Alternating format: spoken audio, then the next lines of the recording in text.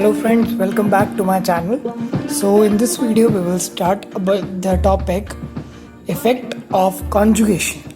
So what is conjugation? I have made you clear that when the double bonds alternate, like this is a compound. So if there is a double bond, single bond, then double bond again, this compound is said to be conjugated. Conjugated means that it has alternate double single bonds. So it is a conjugated compound. Conjugation results in lowering the energy required for electronic transition. Means अगर एक transition करवानी थी हमने, कोई भी transition, हमने पिछली video में ट्रांजिशंस पढ़ी कि sigma to sigma star, n to sigma star, n to pi star या पाई टू पाई स्टार, कोई भी ट्रांजिशन होती है तो उसमें जो अगर कॉन्जुगेशन हो तो ट्रांजिशन के लिए लोअर एनर्जी लगती है, राइट। तो कॉन्जुगेट सिस्टम के एक और एग्जांपल ले लेते हैं, लाइक ये वाला तो एग्जांपल ले लिया। अगर एक और ले लें कि हमारे पास अगर हेट्रो एटम है तो हम यहाँ पर भी ये कहेंगे कि this is a conjugated compound, ठीक है। ये लॉन्गर वेवलेंथ्स पर जो है एनर्जी एब्जॉर्ब करेगा than the non conjugated system. अब अगर देखा जाए, कंपेयर करते हैं हम इथीन को और 1,3-ब्यूटाडाइन को। So let me draw the structure first. So friends, अगर यहाँ पर हम देखते हैं कि इथीन मैंने बनाया है 1,3-ब्यूटाडाइन, आपको स्ट्रक्चर तो बनाने आते हैं। सो इट्स नेम इज 1,3-ब्यूटाडाइन and it's name is ethene. It can also be said as ethylene. सो यहाँ पर जो मैक्सिमम वेवलेंथ जो एब्जॉर्ब हो रही है, लैम्डा मैक्स फॉर दिस 1,3-ब्यूटाडाइन, इट इज़ 217 नैनोमीटर। ये आपको पूरी वैल्यू याद रखनी है, 217 नैनोमीटर। और हम देखते हैं lambda max for ethene, that is 175 nanometre. मतलब इसको एब्जॉर्ब, इसकी ट्रांजिशन के लिए हमें ये एनर्जी ज़्यादा लग रही है और इसकी ट्रांजिशन के लिए हमारी एनर्जी कम लग रही है। कम क्यों लग रही है? Due to conjugation. Now I will make an energy diagram so as to explain that why conjugation increases the wavelength absorbed. So let me draw the energy diagram. See friends, मैंने यहाँ पर एक डायग्राम बनाया। I will explain you the complete diagram. अब ये energy level diagram में हमारे पास दो मेजर टर्म्स आती हैं। One is homo and other one is LUMO. Homo means highest occupied molecular orbital, जिसमें कि हमारे इलेक्ट्रॉन्स प्रेजेंट होंगे। And LUMO means lowest unoccupied molecular orbital. So यहाँ पर होता क्या है, अब सपोज कर लेते हैं ethene molecule. Okay, ethene molecule में क्या है कि हमारे पास जो ट्रांजिशन होने वाली है वो इसके पाई से पाई स्टार तक ट्रांजिशन होगी। सो ये सिंपली यहाँ से ट्रांजिशन हो जाएगी। So let me draw transition. Now see, इसके अंदर एक डबल बॉन्ड था तो ये ट्रांजिशन इसके पाई से पाई स्टार तक गई। अब इसके अंदर क्या है, दो सेट ऑफ डबल बॉन्ड्स हैं। यहाँ पर एक पाई बॉन्ड और दूसरा पाई बॉन्ड, ये दोनों अनऑक्यूपाइड मॉलिक्यूलर ऑर्बिटल्स होते हैं। सो ये दोनों पाई बॉन्ड्स आपस में क्या करते हैं, दे इंटरैक्ट विद ईच अदर। ये इंटरैक्ट करके दो न्यू सेट ऑफ ऑर्बिटल्स बना लेंगे और उसी तरीके से इनके एंटी बॉन्डिंग ऑर्बिटल्स भी न्यू सेट ऑफ ऑर्बिटल्स बना रहे हैं। तो होता क्या है, due to the formation of new sets, देखिए सिर्फ इलेक्ट्रॉन ने यहाँ से यहाँ तक जाना है। लोएस्ट अनऑक्यूपाइड इसका LUMO ये है और इसका हाईएस्ट ऑक्यूपाइड ये है।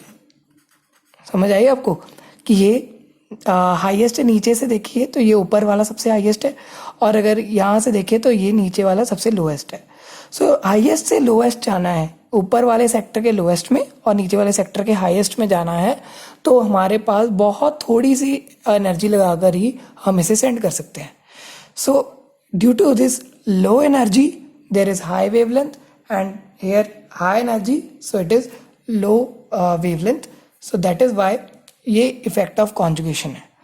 अब इसकी प्रॉपर थियोरेटिकल बेसिस आप अपनी बुक से याद कर सकते हैं, बट लेकिन ये मैंने आपको पूरी थियोरी अच्छी तरह समझा दी है कि यहाँ पर हुआ क्या है, ठीक है। और ये एग्ज़ाम में आता है डायग्राम, और इसे अगर आप बना देते हैं तो आपको काफ़ी अच्छे मार्क्स मिलते हैं। सो आई थिंक कि आपको ये डायग्राम अच्छे से बनाना चाहिए। यहाँ पर हम मार्क कर देते हैं और ये वैल्यूज़ हमें ज़रूर याद रहनी चाहिए, ठीक है। और अब हम आगे बढ़ते हैं।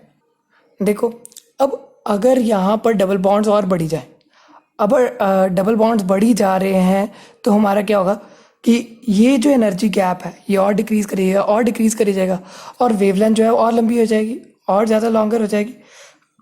और कुछ कंपाउंड्स ऐसे होते हैं जिनमें की वेवलेंथ बहुत बड़ी हो जाती है। जैसे हम सपोज करते हैं हमारे पास कंपाउंड है 1357 ऑक्टा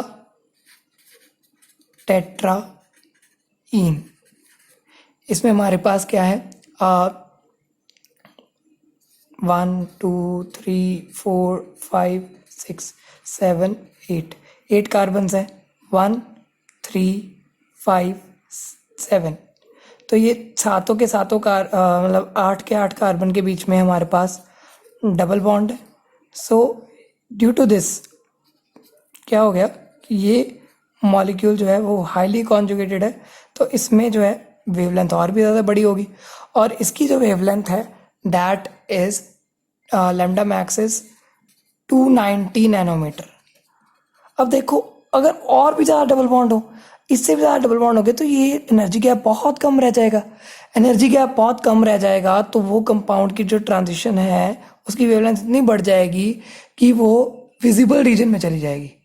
अब एक कंपाउंड है हमारे पास बीटा कैरोटीन। कौन सा है? Beta carotene. इसमें हमारे पास 11 डबल बॉन्ड्स हैं। Can you suppose 11 double bonds, sorry 11 double bonds हैं। तो 11 डबल बॉन्ड्स की वजह से यहाँ पर क्या होता है, इसकी जो लैम्डा मैक्स है दैट इज 455 नैनोमीटर। इतनी बड़ी ये इसकी वेवलेंथ है। तो ये कंपाउंड जो है ये कलर्ड बन जाता है, इसकी विजिबल रीजन में वेवलेंथ कॉरेस्पॉन्ड कर रही है। So this compound is yellow coloured, ये कलर्ड बन गया। सो इसी तरीके से जो है हमारी ट्रांजिशंस वेरी करती हैं। So with the conjugation the transition shifts from UV region to this visible region. सो ये हमारा बहुत इंटरेस्टिंग टॉपिक था। अब एक छोटा सा टॉपिक पढ़ते हैं, that is transition probability. So friends, ये टॉपिक एज सच सिलेबस में मेंशन नहीं है, बट आप इसे देख सकते हैं। ट्रांजिशन प्रोबेबिलिटी क्या होता है कि ट्रांजिशन होगी या नहीं होगी। पहली है अलाउड ट्रांजिशन, जो ट्रांजिशन होगी। इनमें मोलर एब्जॉर्प्टिविटी जो है epsilon max, right, it is epsilon. ये molar absorptivity it is greater than 10⁴। इसकी वैल्यू 10⁴ से बड़ी होगी तो ये मोलर एब्जॉर्प्टिविटी बहुत ज़्यादा होगी, तो भी अलाउड ट्रांजिशन होगी, तो भी ट्रांजिशन जो है पॉसिबल हो पाएगी। पर लेकिन अगर मोलर एब्जॉर्प्टिविटी जो है दैट इज़ लेस देन 10⁴, मतलब लाइट बहुत कम एब्जॉर्ब हुई है, तो that will be a forbidden transition, मतलब वो ट्रांजिशन पॉसिबल नहीं है। ये ट्रांजिशन जो होती है it is pi to pi star transition, और ये जो ट्रांजिशन है it is n to pi star transition. So n to pi star transition हम देख सकते हैं कि वो बहुत लो होंगी। अगर हम देखें 1,3-ब्यूटाडाइन में, तो उसमें हमारा जो मोलर एब्जॉर्प्टिविटी है that is 20,900।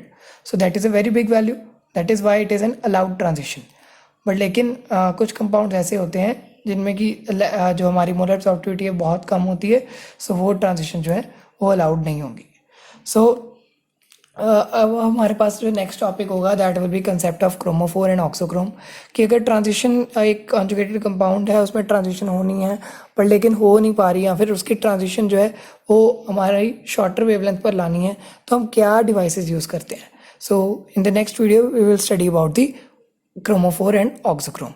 So thanks for watching the video. Do subscribe my channel and share the videos to everyone. Thank you.